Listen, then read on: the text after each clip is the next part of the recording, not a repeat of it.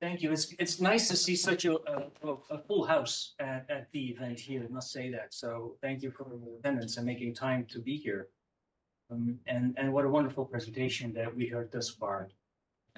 My focus is going to be on trauma and mental health, the impact of MDMA-assisted psychotherapy.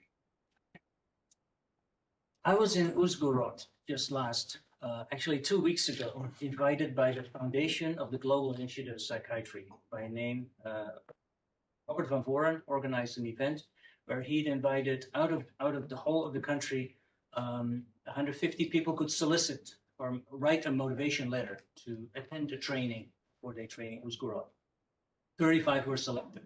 And they were really happy that they were selected, and they were really nervous and very happy. And we did the training there in Uzhgorod for 4 days. And it is, as you said, a very safe location. I was shown, actually there was an event 2 weeks before. I was given a present by one of the soldiers at the front who could draw very well the situation on the front, and he was drawing in his free time these sketches of what the situation was like, and the most touching one is this one in Bakhmut. And as I'm speaking here, I was just listening to the news that was covered to me the day before yesterday, that I think it was October was the deadliest month in the war. 900 lives were lost a day. 900 lives lost a day. This was on the Russian side only. So if you think of 900 lives lost, that means that there's a father, there's a mother, there's siblings, there's families that are also bereaved because of the one that is lost. And that was a day. So if you calculate that times 7, and if you calculate that times the number of a month, this is boggling. This is really mind-boggling. I was wearing the uniform until 2 years ago.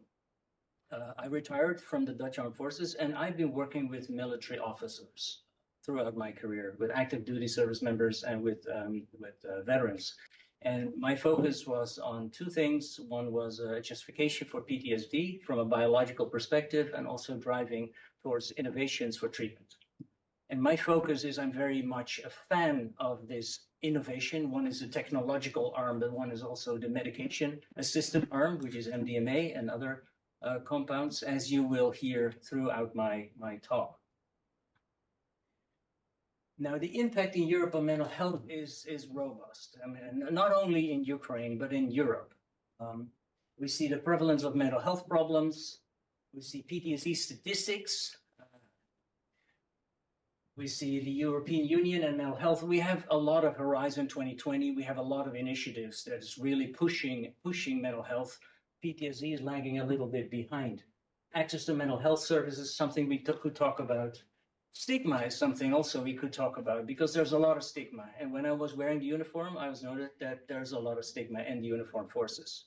People don't want to lose their profession or don't want to speak up, because if they feel speak up, there's a lot of peer pressure. You're a wimp or you're a loser or whatever. And that doesn't do service to the suffering that they have. And of course, lastly, and most importantly for this talk here, is the impact of recent events. The Ukraine, the COVID-19, we were here 2 years ago on the event, and that is still lingering on, the impact that event had. And not only to talk about Ukraine, but there's many other events like in Gaza and in Israel as we speak as well. Since the beginning of the war, a dear friend, colleague of mine, Irina Frankova, who left Kiev from Bogomolets Medical University, and myself, we have organized webinars. Since February 2022, every 2 weeks we organize a webinar, because the Ukraine was in dire need to be educated about mental health. And every 2 weeks we had a webinar where we invited an international speaker and somebody from the Ukraine. It was translated on the fly. And we have done now over 35 or so or more on topics like multi-general legacies of trauma, of sexual violence and mental health. That was about the events that we all heard about in the media. But here are mental health professionals. How do we deal with that in the aftermath? It's fun to do that. We do it on a shoestring. We have a little bit of support from the ECMP with Joseph Zohar from Israel, Irina Frankova, and myself. I think there's another event next Thursday. It's always the last Thursday of the month. And if you want to sign up, it's free. So you can sign up and then be educated. This is the group that we trained in Uzhgorod. And you know what they also taught me is it's not a pleasure to deal with mental health issues, because either you go to a mental health institution and you stay there, maybe for years, or you go to prison and you stay there for many years.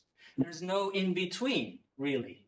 So you need to be educated, because there may be people who have PTSD that are in a mental health institution and need to be treated better than what they misdiagnosed for being schizophrenic or being bipolar, where they're not. Or people who are in prison because they're lashing out to their wives and being very aggressive, and actually they're suffering from PTSD, so they need to be recognized. So that's one arm that these people are very aware of. Help us recognize the ones that are either there and should not be there, and give us the proper tools. This is a slide every time that I speak, I show. And I was talking to this group here as well, and I showed this one. And there was somebody in the audience that said, I know that girl. I know that girl. Somebody in the audience, I know her. And he said, this is her. And that's him. That girl lost both of her lower limbs. And I was presented like, okay, this is the impact of the war. What's the life for that young girl? She was 11 years old at that time. And he came to me and said, I have pictures of her. Here she's at a cooking clinic. And here she's talking to another amputee to educate people in Ukraine. Now, it touches my heart to see that there's also post-traumatic growth in some, right? So she never get her legs back, but is post-traumatic growth. So these are all the outcomes, or some of the outcomes that we're talking about today. And of course, we're focusing on PTSD, but there's a range of others: depression, substance abuse, somatic complaints, grief. I mentioned that we have to deal with in the aftermath. And this is just, you can see from the back or so. Just wanted to highlight the flashbacks are the driver of what, and you all got referred to that as well, the nightmares that keep going on and on and on. And there's the sleeping difficulties and the avoidance of participating in daily life activities and the feeling of guilt and shame. But there's always also these aggressive behavior that I touched on really briefly. That's a sign of PTSD. It's not a sign of bipolar or schizophrenia or something, or aggressive difficulty or aggressive disorder. It can be a symptom of PTSD as well. What are the treatments for PTSD? I'm zooming in, right? We have psychotherapy. We have very good psychotherapies for PTSD. Prolonged exposure, CBT, they're based on models of fear extinction. You go back to the scene and you do that over and over until it sort of dies out, right?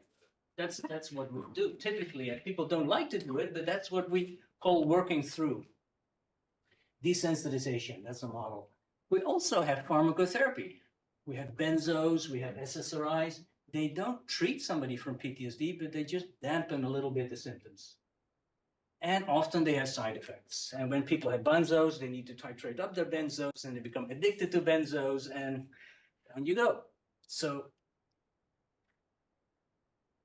there are challenges to the treatment of PTSD. The limited effectiveness of medication. All these medications are not treating really the cure of PTSD. They only address symptoms. There are variable response rates. If you look at studies, then especially in the military do not respond very well to these evidence-based interventions. Typically, we're talking about complex traumas, sexual trauma, grief, exposure to war is very difficult. So there's no standardized treatment that may be very effective. There's high dropout rates. We see in the military, and here we're in the Netherlands, but we see that across the globe, that people don't want to come back to therapy because they don't want to be reminded of it. So we have to take care of the dropout rates. You need to engage somebody in a therapy, or therapy has to be nicer in a way, more pleasant in a way, if that could be done. What does it mean, nicer? Nicer, more personalized, I would say. Right, that you're not a number, but doesn't address dropout per se necessarily, but that you're an individual that need to be careful. Stigma misunderstanding, I talked about that briefly as well. Long-term management is something that we have to face in the treatment of PTSD. And comorbidities, because if you have PTSD for years, addiction and depression is what we see a lot. Now, here's a paper just highlight that if you look at all the evidence and you extrapolate them to the military, militaries don't respond to these evidence-based memory interventions to the extent that civilians do. So we have to do better. We have to do more effective treatments, specifically in veterans. And there's a lot in Ukraine, a lot. So why MDMA? Okay, now, stand here. Why MDMA? Because MDMA has a rapid and effective symptom reduction. It has shown to be a treatment for treatment-resistant conditions. It has long-term benefits. We don't know exactly, but it looks good. Enhanced therapeutic experience, improved emotional processing, potential for long-lasting effects. It's an innovation in mental health treatment, for sure. We know about the neurobiology. Safe, it's very safe and very tolerable. It addresses the burden of mental health disorders, and there's a growing body of research. And I like your question, Thomas, about typically people don't want to go there. It is as if with MDMA on board, it's easier to go there, to work through. And some people who have had experience or people who have been using MDMA, it's easier to go to that hotspot that otherwise you would like to stay away.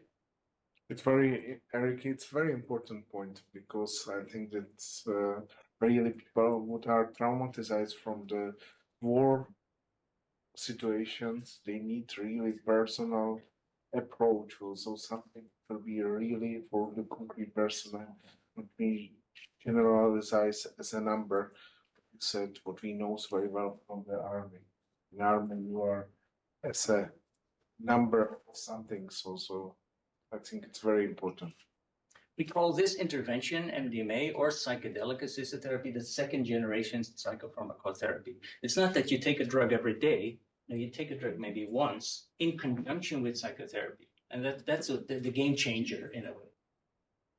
So this was a study, and if you haven't seen this study, it blew me away. It blew me apart. Or blew me apart? No, it blew me away. It's a better way of saying it. So I was in the audience a year ago at the American Psychiatric Association meeting, and this is Michael Meethofer. He wasn't the one that presenting about this study. It was Rick Dublin. And he said, okay, you have a nice reports of a study, and this is the control group, right? Now you're seeing the control group. The blue group is the beginning of the therapy. You have this MDMA session, another MDMA session, and this is the 2-month readout. So I was sitting in the audience like, okay, that's pretty good. From 80 to 60 is not bad. Whereas we know that the threshold for PTSD is here, it's 50, right? Everything over 50 is PTSD, everything lower than 50 is no PTSD. And yet here are the results for the MDMA group. Like, okay, well, it's either too good to be true or it's not true. Well, it is true, it's been replicated. And it was the basis for a lot of people to start being incentivized, like, wow, if that is the signal that we get, that is, you get cured from PTSD, right? You don't meet the criteria for PTSD anymore.